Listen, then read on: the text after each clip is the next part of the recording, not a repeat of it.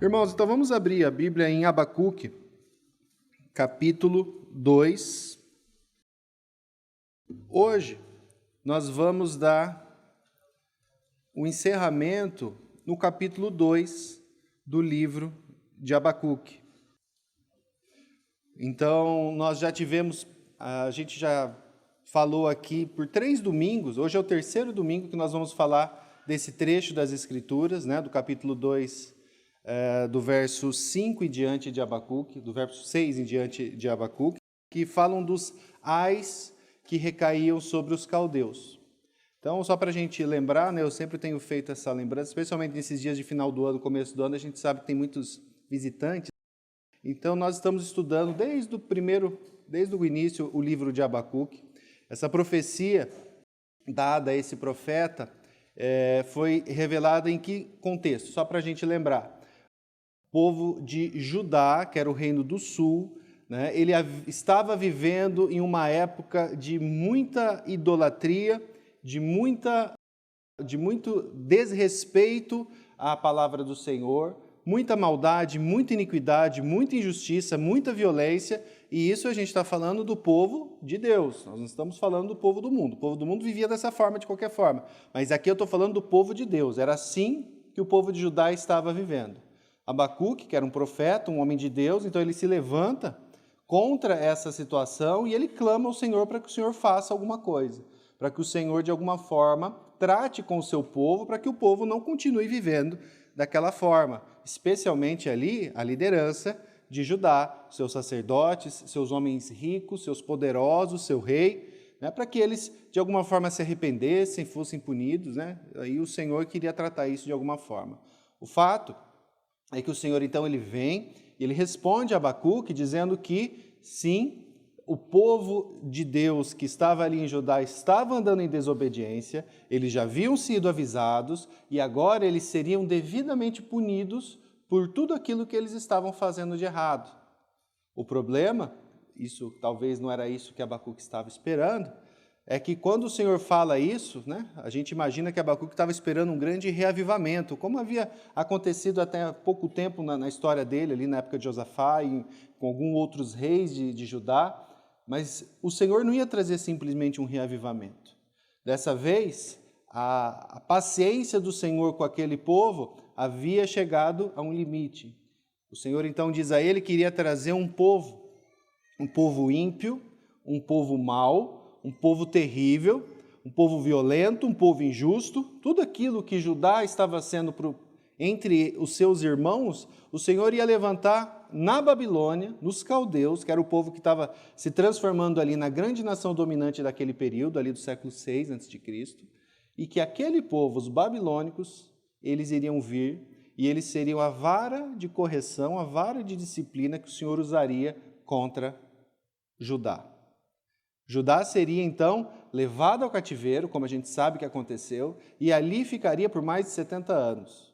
Levado ao cativeiro, foi praticamente tudo destruído, arrasado, o templo foi destruído, as poucas pessoas que ficaram vivas, elas foram levadas escravas para a Babilônia, né? A gente sabe de Daniel e tantos outros, e o Senhor ele guardou essas pessoas, mas praticamente Judá acabou.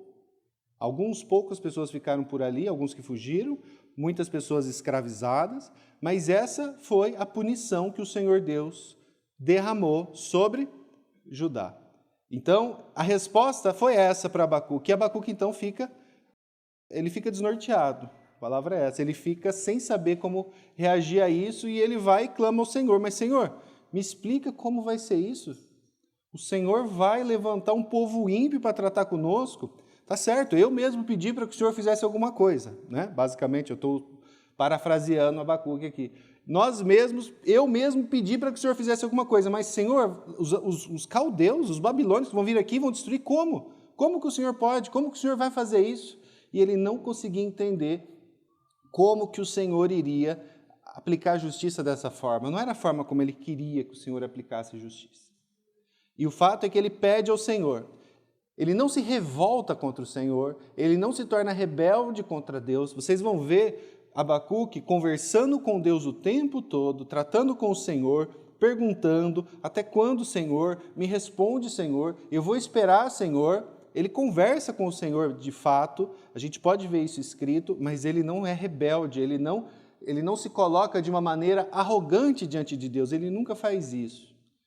E o Senhor, ele vem e responde a Abacuque no capítulo 2, né? Especialmente lá no verso 2, capítulo 2, verso 4, que é aquele texto famoso onde o Senhor vai dizer que o seu justo viverá pela fé. Ele vai fazer um contraste, vai trazer para nós um contraste entre dois tipos de pessoas. Aqueles que viverão pela fé e aqueles que são os arrogantes ou os soberbos. Deus está dizendo para Abacuque o seguinte: Abacuque, você pode ficar tranquilo, eu sei quem são os caldeus, eu sei quem são os babilônicos, e eu sei quem são os meus. Os meus, os justos, são aqueles que confiam em mim, os que vivem pela fé. Né? Nós já falamos sobre isso. O contraste do justo, daquele que vive pela fé, daquele que vive confiando naquilo que o Senhor faz e não aquilo que ele faz, é o soberbo, é o arrogante, é o orgulhoso, do qual os babilônicos são um dos maiores símbolos. Foi um dos povos mais arrogantes que já passaram pela face da terra. Eles foram um dos povos que mais rapidamente cresceram e se tornaram o povo dominante. Mas tão rápido quanto eles subiram, eles caíram. O povo babilônico, ele não durou, o Império Babilônico, ele não durou no seu ápice mais do que 100 anos, menos que isso. E o Senhor já foi lá e tratou com eles. E esse tratar do Senhor com eles, que ainda nem havia começado a acontecer, ele só aconteceria muito depois, o Senhor já profetiza nessa série de 5 ais que nós falamos já aqui e que hoje a gente vai encerrar, né? E que eles vão ali do verso 6 até o verso 20. Então, nós dividimos esses 5 ais em alguns tópicos, né? E nós já falamos sobre a avareza, sobre a injustiça, sobre a violência e sobre a sedução. Esses 4 pontos já foram tratados nas últimas reuniões em que nós estivemos aqui. E hoje nós chegamos, então, no verso 18 até o verso 20. E aqui, irmãos, interessante que a gente perceba isso. Muitos comentaristas vão dizer isso. Nós chegamos aqui no ápice das maldades e das iniquidades. De tudo de mal que se possa fazer, e nós vimos muitas coisas ruins que esses homens fizeram, os babilônicos fizeram, e de todas as terríveis punições que poderiam recair sobre eles, e nós vimos várias dessas punições, eles eram violentos e eles seriam punidos com violência. Aqui eu estou falando já de quem? Dos babilônicos. O Senhor, então, está falando para Abacuque o seguinte: eles vão fazer o serviço que eu quero que eles façam, que é de ser a minha vara de correção sobre os meus filhos, para que os meus filhos sejam disciplinados, mas, em resposta à sua pergunta, Abacuque, eu quero dizer para você, que depois eles serão devidamente punidos por tudo aquilo que eles fizeram. E essas punições, então, são esses ais, só para ficar bem claro.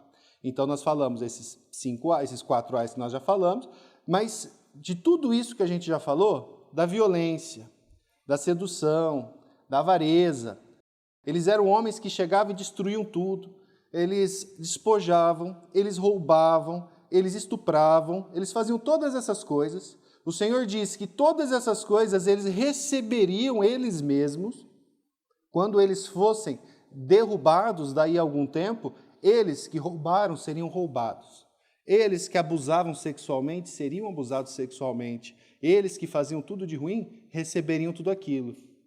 Mas agora, no 5º ai, a gente chega naquilo de pior que alguém pode fazer. E na pior punição que alguém pode receber. E a gente vai ler agora Abacuque 2, 18 a 20. Aqui um pouquinho diferente daquele padrão que nós estávamos acostumados, né? Que ele já começa com o ai. Aqui ele começa já trazendo aquilo que os caldeus, os babilônicos ou caldeus são sinônimos aqui, a gente está usando como sinônimo, aquilo que eles faziam e depois ele vai colocar o ai. Preste atenção. Para que serve o ídolo, visto que o seu artífice o esculpiu? E de que serve a imagem de fundição, mestre de mentiras, para que o artífice confie na sua obra fazendo ídolos mudos? Ai, aí vem o ai daquele que diz à madeira, acorde, e à pedra muda, levante-se. Pode o ídolo ensinar? Eis que está coberto de ouro e de prata, mas no seu interior não há fôlego nenhum. O Senhor, porém, está no seu santo templo, cale-se diante dele toda a terra. Mas cadê a punição aqui? Cadê a, né? Lá estava escrito que quando eles defraudavam, eles seriam defraudados. Quando eles roubavam, eles seriam roubados. Aqui parece que não tem punição. Aqui tem algo muito mais terrível do que qualquer tipo de punição humana que alguém possa sofrer aqui na terra, como os caldeus iriam sofrer daí a um tempo. Eles seriam colocados diante do Deus vivo. O Senhor, porém, está no seu santo templo, cale-se diante dele toda a terra. Irmãos, tem algo pior do que você ser roubado, injustiçado, de ser abusado? É um injusto, o soberbo, o arrogante, ser colocado diante do Deus vivo. Diante do Deus vivo, todos se calam. Diante do Deus vivo, que é fogo consumidor, aquele que se coloca sem a mediação do nosso Senhor Jesus Cristo, nós não temos noção do que é isso. Por isso que aqui, o Espírito Santo nem se preocupou em explicar, porque não tem como explicar. Mas um dia todos nós estaremos diante desse Deus. Todos nós. Pela graça de Deus, aqueles que creram em Jesus Cristo estarão diante dele, debaixo da mediação de Jesus Cristo. E diante desse fogo consumidor, você não vai se desesperar. Você vai ter um temor santo e reverencial, como nós devemos ter, mas confiados naquilo que Cristo fez, nós vamos descansar. Mas para aqueles que rejeitaram a Cristo, para aqueles que tentam, de alguma forma, se apresentar diante do nosso Deus por suas próprias obras, pela força do seu braço, aquele que não é o justo que vive pela fé, mas o soberbo e arrogante que tenta, com a obra daquilo que ele faz, se apresentar diante de Deus, essa frase, o Senhor está no seu santo templo, cale-se diante dele toda a terra. Nós estamos falando de algo muito sério e muito que deve trazer temor para nós. Nós vamos falar mais sobre isso. Então, primeiro, qual que era a atitude dos caldeus que o Senhor reprova aqui? Eles confiavam e descansavam e se entregavam a ídolos construídos por homens. Basicamente é isso, eles eram uma nação idólatra. A força deles, na cabeça deles, estava naqueles ídolos que eles tanto amavam, que eles tanto adoravam ali. Isso é idolatria. A resposta do Senhor, como nós dissemos, o Senhor Deus está no seu santo templo, cale-se diante de toda a terra. Lembra que a gente falou no começo que esses 5 ais, no começo das nossas exposições, esses 5 ais, eles estão numa estrutura de como se fosse uma canção de zombaria. Era uma musiquinha, como se fosse uma música mesmo, que as nações iriam cantar, tirando sarro daqueles homens que outrora foram tão poderosos, que eram os babilônicos. Então, eram 5 estrofes em que esses homens iriam zombar daquele povo. E agora essa música chega ao seu ápice. Aquilo de pior que alguém pode fazer e aquilo que de pior alguém pode receber. E entenda uma coisa, isso é muito importante, irmãos. Esses homens aqui, eles eram idólatras, eles estavam idolatrando aqueles pedaços de pau, aqueles pedaços de madeira, pedaços de gesso, pedaços de cobre, ferro, ouro, bronze. Eles estavam colocando a fé e a esperança deles naquelas coisas. Nós sabemos bem o que é isso. Nós conhecemos esse tipo de idolatria, o tipo mais básico e tosco de idolatria que pode existir. Você adorar uma coisa que foi feita por alguém. E é interessante que nós pensemos nisso e lembremos disso. Quando uma pessoa se coloca nessa situação de idolatria, entenda que isso, por si só, já é um juízo de Deus para aquela pessoa. O Senhor, quando uma pessoa se coloca em idolatria, nesses termos, como a gente está falando, ela já está sendo julgada. Isso é um pecado por si só, é claro que é, mas isso já é parte do juízo de Deus, porque ela foi entregue a isso pelo próprio Senhor por conta da sua rebeldia contra Deus. E aí eu vou pedir para você, para a gente lembrar disso, abrir em Romanos capítulo 1. Então, esse tipo de idolatria já é por si só uma consequência natural do pecado do homem. Então, não é que a idolatria simplesmente leva ao pecado, né? Isso é um círculo vicioso, onde o pecado leva à idolatria, a idolatria leva ao pecado. Mas chegar nesse ponto já é uma resposta já é uma consequência. Romanos, capítulo 1, de 18 a 25. Vamos ler o texto, tão conhecido, mas é bom a gente sempre lembrar. A ira de Deus se revela do céu contra toda impiedade e perversão dos homens que detêm a verdade pela injustiça. Porquanto o que de Deus se pode conhecer é manifesto entre eles, porque Deus lhes manifestou. Porque os atributos invisíveis de Deus, assim o seu eterno poder, como também a sua própria divindade, claramente se reconhecem desde o princípio do mundo, sendo percebidos por meio das coisas que foram criadas. Ou seja, toda a criação manifesta e deixa claro para nós que Deus existe. Por mais que diga-se que não, mas é só você olhar a complexidade, a beleza e tudo que há, que não há desculpa para qualquer pessoa, no sentido de dizer que tudo isso não tem um porquê, isso tudo é obra do acaso. É muito óbvio e claro que não é. Por isso que todos os homens se tornam desculpáveis, tanto por isso, pela criação, quanto também pela lei moral que habita no nosso coração. Nós sabemos que há certo e errado, por mais que pessoas digam que não creem nisso, 5 minutos depois, elas se contradizem. Se você pegar uma pessoa que se diz um nihilista, eu não acredito que existe certo e errado, tudo é uma construção, tudo é uma questão moral que foi criada por uma classe dominante, ou seja lá o que for, se 5 minutos depois você chegar atrasado no encontro que você marcou com essa pessoa, ela vai achar um absurdo. Você fez errado, você não devia ter chegado atrasado. Então isso mostra claramente que todos nós temos padrões morais no nosso coração que eles próprios nos julgam pelas nossas palavras.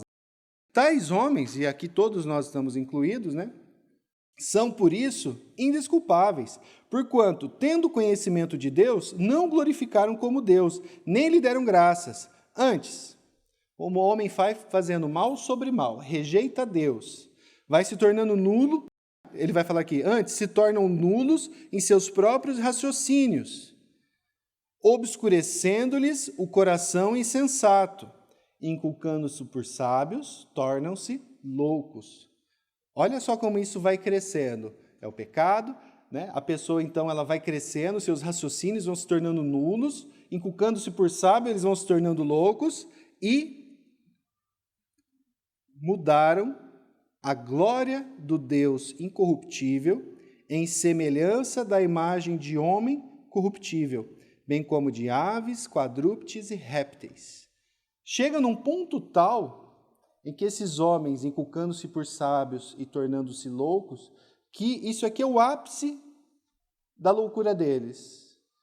Eles pegam criaturas, animais, homens, pessoas, talvez o próprio Deus, eles criam para si imagens, A gente sabe como funciona isso, estátuas, figuras, desenhos, seja lá o que for, de coisas que foram criadas pelo próprio Deus. Eles rejeitam a Deus e passam a adorar a criatura que o Deus criou. A gente vê isso de maneira muito clara, em seminário, onde? Lá no bezerro de ouro, aquela situação de Moisés. O Senhor havia tirado aqueles homens lá com mão forte do Egito, eles tinham visto todas aquelas manifestações grandiosas, miraculosas, enormes, mas daí a alguns dias eles estavam adorando um bezerro de ouro e dizendo, aí está o Deus que nos tirou do Egito. É esse bezerro de ouro que a gente acabou de fazer, que eles viram ser feito ali. Então isso mostra que essas pessoas foram entregues a essas disposições mesmo. Por isso Deus entregou tais homens à imundícia pela concupiscência do seu próprio coração, para desonrarem o seu corpo entre si. Pois eles mudaram a verdade de Deus em mentira, adorando e servindo a criatura em lugar do Criador, o qual é bendito eternamente. Amém. Vocês percebem aqui como a idolatria já é o Senhor falando, vai, siga aí a vontade do teu coração. Eu vou deixar. Você quer continuar no pecado? Então simplesmente ele abre as comportas. Então vai. E aí o homem vai chegando a tal ponto de pecado sobre pecado, em que basicamente ele vai chegar numa situação tal em que ele vai começar a adorar a criatura ao invés do Criador. E a gente olha para isso e fala, como isso pode ser tão tolo? Como a gente pode cair nisso? E cai, irmãos. Porque o que não permite que você ou eu façamos isso, caso pela graça de Deus você e eu não estejamos fazendo isso, sabe o que é? É a graça de Deus. Porque o nosso natural, deixado às nossas próprias vontades e paixões, irmão, seria fazer isso. Seria rejeitar Deus, confiar na nossa força, confiar no meu próprio braço e começar a adorar qualquer coisa criada ao invés do meu Deus Criador. Esse é o padrão do homem sem Deus. E é por isso que se você não faz isso, dê glória a Deus por isso. Porque se você fosse deixado por si sozinho, era isso que você iria fazer. E é por isso que eu e você não podemos ser julgadores nesse sentido dos outros que não fazem isso, porque eles não têm algo que nós temos, que é o Espírito Santo de Deus.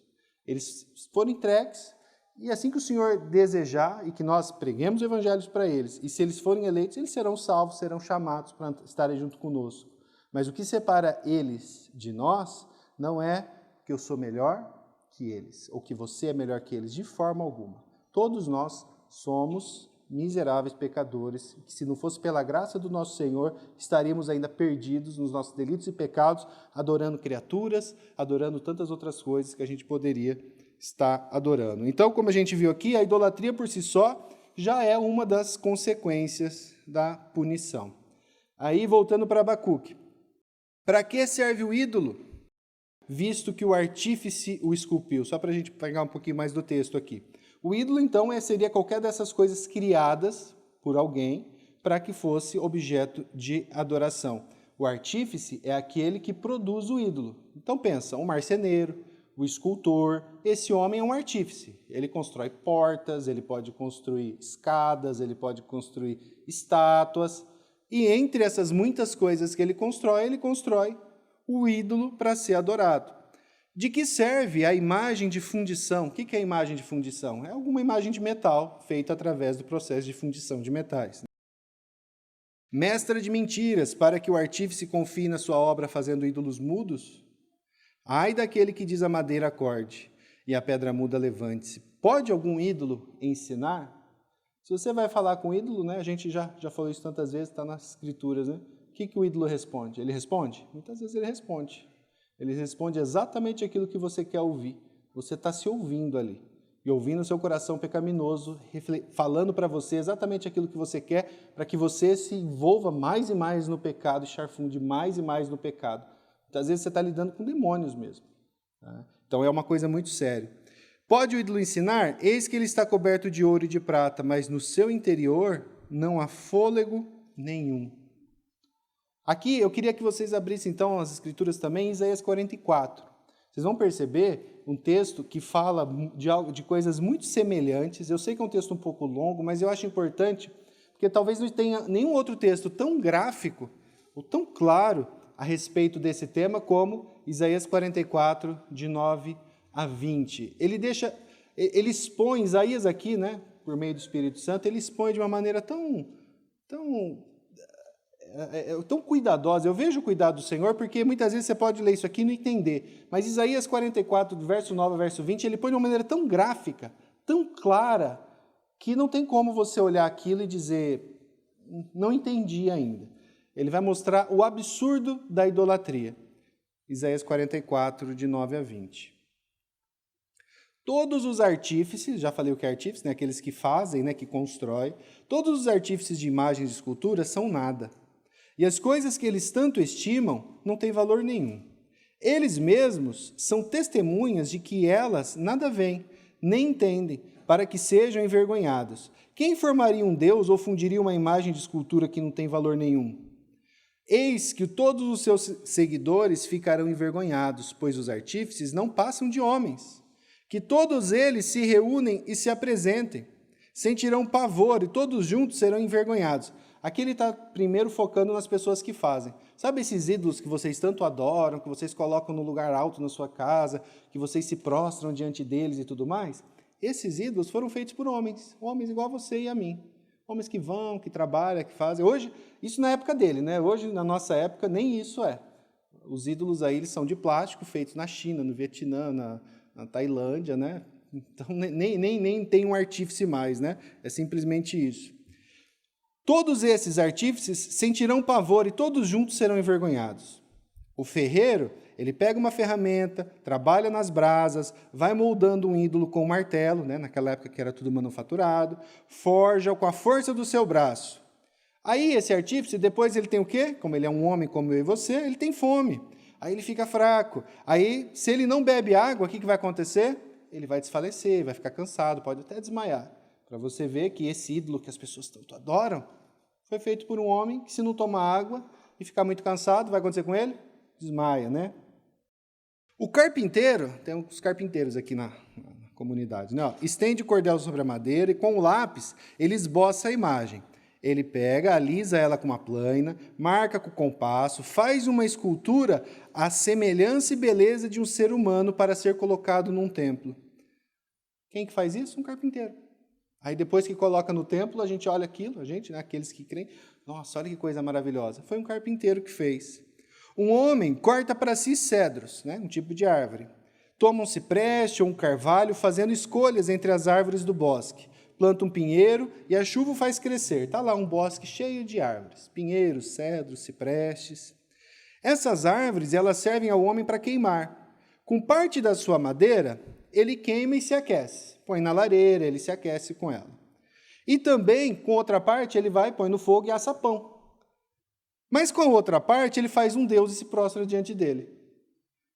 Irmãos, assim, olha, é muito claro, e é tão óbvio. Como que você pega? Você pega uma tora bem grande, isso aqui eu vou assar pão, essa aqui eu vou pôr na lareira para me esquentar, e essa aqui eu vou fazer um Deus, vou me prostrar e vou obedecê-lo. Se tivesse invertido a ordem, teria algum, né? Por isso que eu digo que é muito claro. Metade queima no fogo e com ele assa carne para comer. Faz um assado e dele se farta. Também se aquece e diz, estou aquecido, e como é bom olhar para o fogo. Mas do resto ele faz um Deus, uma imagem de escultura. Se ajoelha diante dela, prostra-se e lhe dirige a sua oração dizendo, livra-me porque tu és meu Deus. Com o irmão gêmeo dele, a gente assou carne. Mas com ele aqui, eu peço, livra-me, ó Senhor meu Deus Todo-Poderoso. Nada sabem, nem entendem, porque os olhos deles estão grudados, para que não vejam, e o coração deles já não pode entender. O Flávio já trouxe aqui, acho que Isaías 6 vai falar exatamente isso. Deus já havia avisado Isaías que isso iria acontecer. Os olhos estariam grudados para não ver, e o ouvido para não entender. Nenhum deles cai em si, já não há conhecimento nem compreensão para dizer, metade da madeira queimei sobre as brasas e assei pão e carne para comer, e será que daquilo que restou eu faria uma abominação? Deveria eu me ajoelhar diante de um pedaço de madeira? Lembrando que os ídolos eram a maior parte feitos de madeiras, mas pode ser feito de qualquer outra coisa. Tal homem se apacenta de cinza. O apacentar aqui, geralmente a gente usa no contexto de levar o gado, ou levar as ovelhas, né, para pastarem. Isso que significa a palavra apacentar. Mas aqui entendo no sentido de alimentação, de satisfação, daquilo que elas comem, né? Então esse homem que segue esses ídolos mortos de madeira, de metal, seja lá o que for, ele está se apacentando, ele está se alimentando de cinza. Cinza alimenta, irmão? Não. O seu coração enganado o iludiu, de maneira que não pode livrar a sua alma nem dizer, não é uma mentira isso que tem em minha mão? Ele não consegue nem mesmo perceber isso, porque o pecado dele mesmo leva a fazer tudo isso. Então, esse texto de Isaías 44, para mim, eu gosto porque ele é muito gráfico. Eu corto um pedaço de madeira, com metade eu asso pão, com metade eu faço um ídolo e digo, Deus meu, salva-me. Então, isso mostra o absurdo dessa situação. O idólatra, ele está entregue a si mesmo e não consegue perceber a loucura da sua atitude. Somente a graça de Deus, que é operada pelo Espírito Santo, pode desgrudar esses olhos, pode abrir esses ouvidos. E ela vai fazer isso de que forma? Regenerando o coração, tratando o coração, tirando o coração de pedra e colocando o coração de carne. Quando que isso acontece? Nós pregamos o Evangelho e essas pessoas, pela obra do Espírito Santo, então, creem. Então, diante desse mais temível e perigoso dos ais, que o Senhor traz por meio de Abacuque, a gente tem, então, aquela advertência terrível, que traz temor para nós, mas que é tão simples e tão singela. O Senhor, porém, está no seu santo templo. Cale-se diante dele toda a terra. Vocês estão adorando deuses e mais deuses, e criando, e se fustigando, e se batendo, e derramando sangue, e fazendo isso e fazendo aquilo. O Senhor Deus, o Deus verdadeiro, Deus de Abraão, Isaque e Jacó, Deus Pai do nosso Senhor Jesus Cristo, Ele está, sabe onde? No seu santo templo. Cale-se diante dele em toda a terra. E aqui, irmãos, a gente está debaixo daquele que é a maior advertência que todos nós podemos ter em nossas vidas. Todos nós estaremos definitivamente, aqui eu quero dizer isso, definitivamente e de uma maneira muito clara e evidente diante do nosso Deus em algum determinado momento, o dia que Ele voltar. Todos nós. Você crendo em Cristo ou você não crendo em Cristo. E nesse dia você não vai ter palavras. Você vai cair de joelho. Os reis cairão de joelho. É isso que Apocalipse nos ensina. Os reis cairão de joelho. Aqueles que não creram. É interessante pensar nisso. Apocalipse capítulo 9 vai falar para nós que depois, já no 5º ou 6º flagelo, eu não me lembro, trombeta, né? Os flagelos vindo, pessoas morrendo, as manifestações acontecendo. E lá em Apocalipse capítulo 9 está escrito que aqueles que não morreram, dos que rejeitaram a Deus, mesmo vendo todas aquelas coisas, eles se mantiveram sem crer em Deus e confiando nos seus falsos ídolos. Para vocês verem como isso é terrível e isso é forte. Mas quando o Senhor voltar, aí acabou. Aí todas essas pessoas vão se colocar de joelho diante do Deus vivo. Elas estarão diante de Deus no ápice da sua santidade e elas será muito claro para elas de que elas precisavam de um Salvador. Porque elas mesmas não poderiam fazer nada diante desse Deus 3 vezes santo. Mas nessa hora, não vai ter mais Salvador. Para elas, não. Não vai haver mais tempo de arrependimento. Não vai ter mais tempo de salvação. O tempo de salvação é o tempo que se chama hoje. Então, se você crê que Jesus Cristo é o seu Senhor e Salvador, dê glória a Deus por isso. Se você crê que você é um pecador, que você não tem se o Senhor aparecesse diante de você hoje, em glória, voltasse, que você não teria o que fazer, você estaria em desespero. Então creia. Jesus, ele oferece isso para todos nós, para todos aqueles que creem. Creia que Jesus Cristo um dia ele veio à terra e morreu na cruz no lugar de todo aquele que nele crê. Não é todo aquele que é perfeito, não é todo aquele que cumpre regras, não é todo aquele que tem uma carteirinha de igreja, mas para todo aquele que nele crê, todos esses serão salvos pelo sangue de Jesus Cristo que morreu no nosso lugar. Se você não creu, creia nisso. O Senhor, ele é poderoso para salvar, e ele vai salvar todos aqueles que crerem nele. Agora tem um detalhe. Eu estou falando muito do dia em que o Senhor virá e que estaremos diante dele de uma maneira muito clara, diante do trono de Deus. Mas, irmãos, todos nós, eu e você, crentes ou não crentes, salvos ou não salvos, já estamos diante de Deus. E essa é a primeira aplicação que eu queria fazer a todos nós aqui, especialmente aqueles que já creem. Você está diante de Deus. Os reformadores usavam muito essa expressão latina, o coram Deo, diante de Deus. Você já está diante do Deus vivo, que é fogo consumidor. Ele já está diante de você, você está diante dele. Por que será que nós nos enganamos tanto em relação a isso, achando que quando nós estamos sozinhos, ou num lugar que ninguém está vendo, ou longe dos irmãos, eu posso fazer o que eu quiser? Você consegue perceber que talvez você está sendo tão tolo quanto aquele que adora um pedaço da madeira? Aí você vai para uma outra cidade, você aproveita a hora que você está sozinho e pensa assim, estou sozinho, posso fazer o que eu quiser. Você não está muito diferente daquele que adora um pedaço de madeira. Porque você deixa de pensar que você está diante de Deus o tempo todo. Isso é para trazer para nós temor, não medo, mas temor, zelo, cuidado por aquele Senhor que é o nosso Salvador, né? Por fazer aquilo que Ele quer que nós façamos para o nosso próprio bem, por amor a Ele. Então isso é algo que deve ser, que a gente deve buscar. Se você consegue perceber que quando você está sozinho, quando você está fora desse ambiente diferenciado, que é um ambiente separado pelo Senhor para estarmos aqui.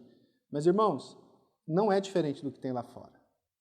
É diferente no sentido que aqui nós louvamos, como igreja, oramos, ouvimos a palavra, e glória a Deus por isso, nós temos que estar aqui. Mas você entende que a hora que acabar o culto e você sair para fazer a compra do seu almoço, você estará diante de Deus tanto quanto você está aqui?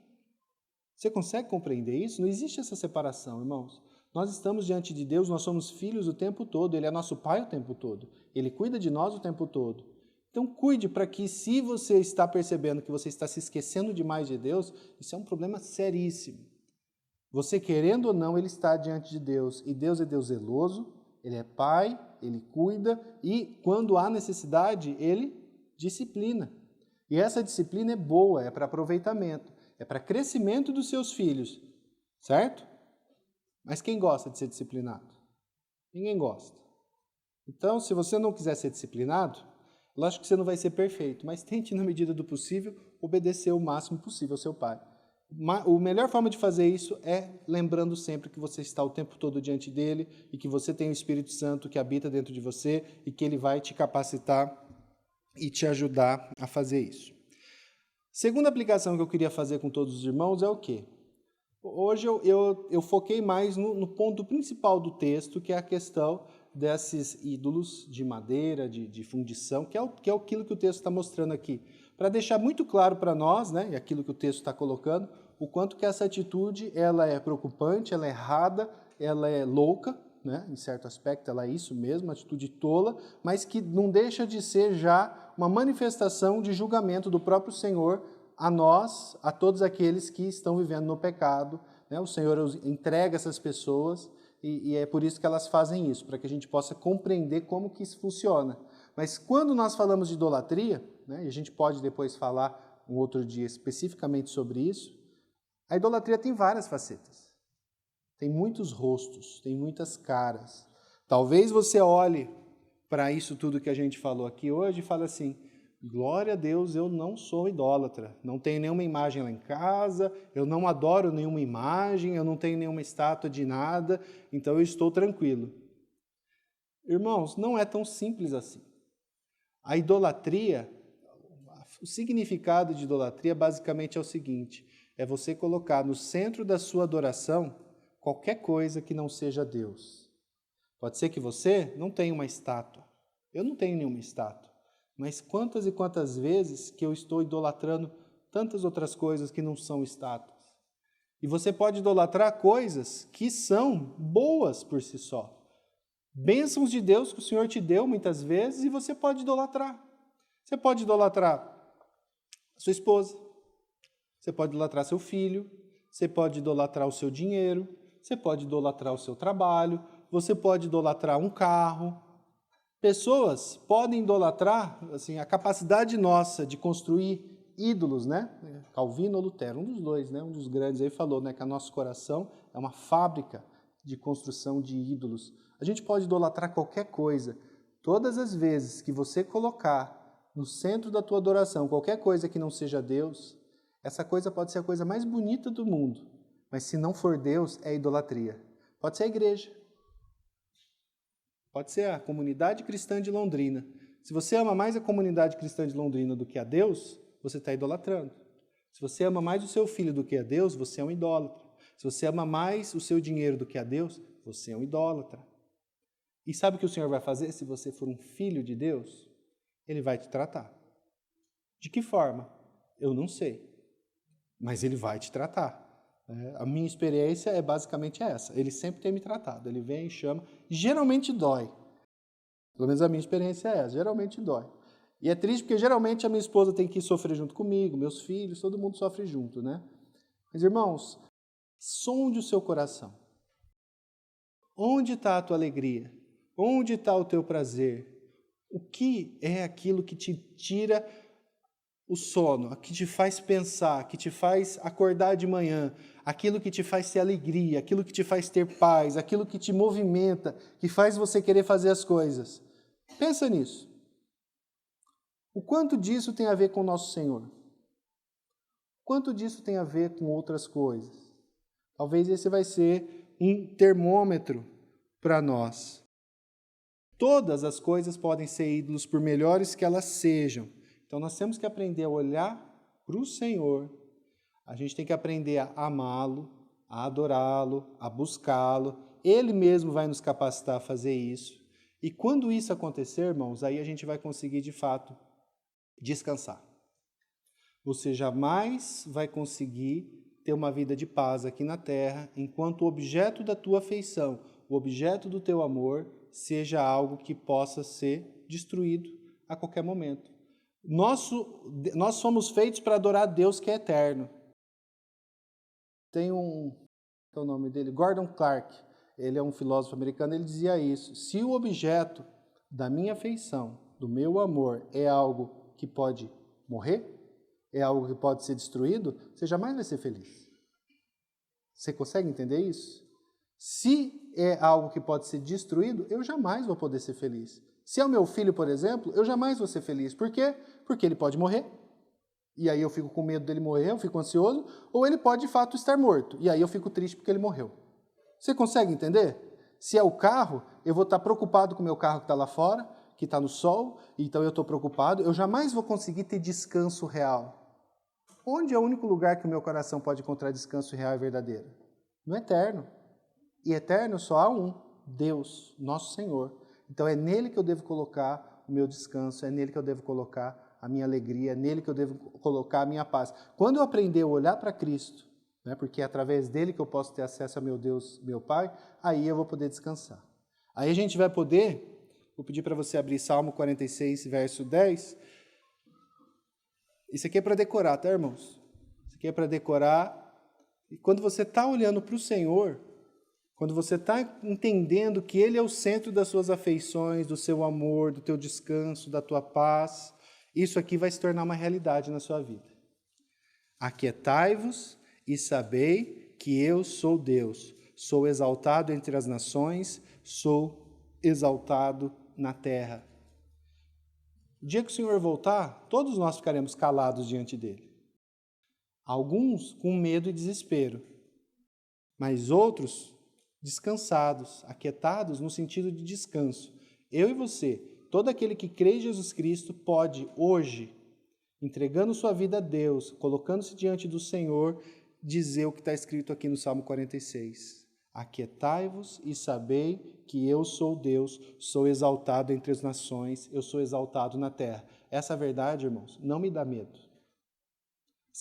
Essa verdade aqui, ela me dá descanso, ela me dá paz, ela me dá alegria. E é isso que eu oro por vocês. Que essa verdade, que Deus está no seu santo templo e cale-se diante dele toda a terra, não te dê medo, mas te dê paz, te dê descanso. É isso que eu oro por você, é isso que eu oro por mim.